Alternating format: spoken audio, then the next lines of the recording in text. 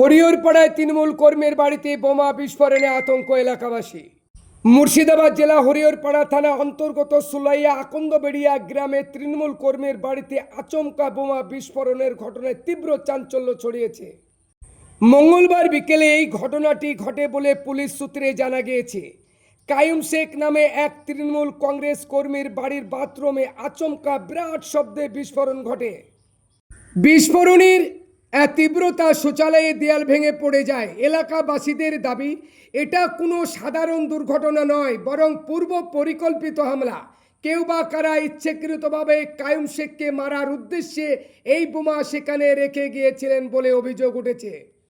গ্রামবাসীদের এক অংশের দাবি, এই ধরনের হামলার ফলে এলাকা ক্রমশ অশান্ত হয়ে উঠছে এবং প্রশাসনের তরফে দ্রুত ব্যবস্থা না নিলে পরিস্থিতি আরও খারাপ হতে পারে। পুলিশ সূত্রে জানা গেছে, এই মুহূর্তে এলাকা শান্ত থাকলেও তদন্তর স্বার্থে নজরদারি জোরদার করা হয়েছে। বিয়ের উপর নিরপেক্ষ খবরের জন্য চোখ রাখুন সোশ্যাল নিউজ টিভি বেলডাঙ্গা। এখানে তো আজকে ধরুন যে বৃষ্টি হচ্ছিল, একটু আগে বৃষ্টি হচ্ছিল, তো বৃষ্টির সময় একটা আওয়াজ হলো। আমরা মনে হচ্ছে বাস টাস পড়লো, তো ইতিমধ্যে শুনছি নাকি যে বোমার আওয়াজ।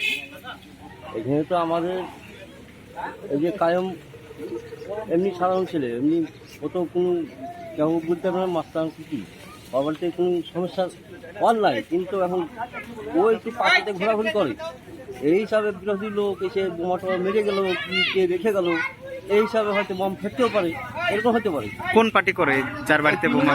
তৃণমূল পার্টির কর্মী, মানে হিসাবে তৃণমূল পার্টিতে খাটাখাটি করে, তৃণমূল পার্টির কোনো নেতা ফেতা না। তাহলে বোমের আঘাতেই এটা হয়েছে? বোমের আঘাতই হয়েছে।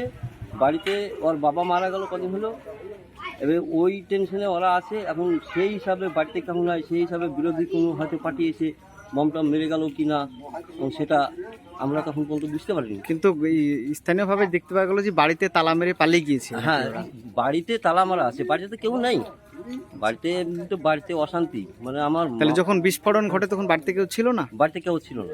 আচ্ছা, কি মনে করছেন কারা রাখতে পারে বা কিভাবে ফাটলো? আমার তো মনে বলছে যে ও বম হয়তো কোনো ওর মানে হয়তো কোনো শত্রু যদি থাকে তারা হয়তো রেখে গেছে, কিংবা ওরা হয়তো সেই পানির সময়তে এসে ঝুড়ে গেছে।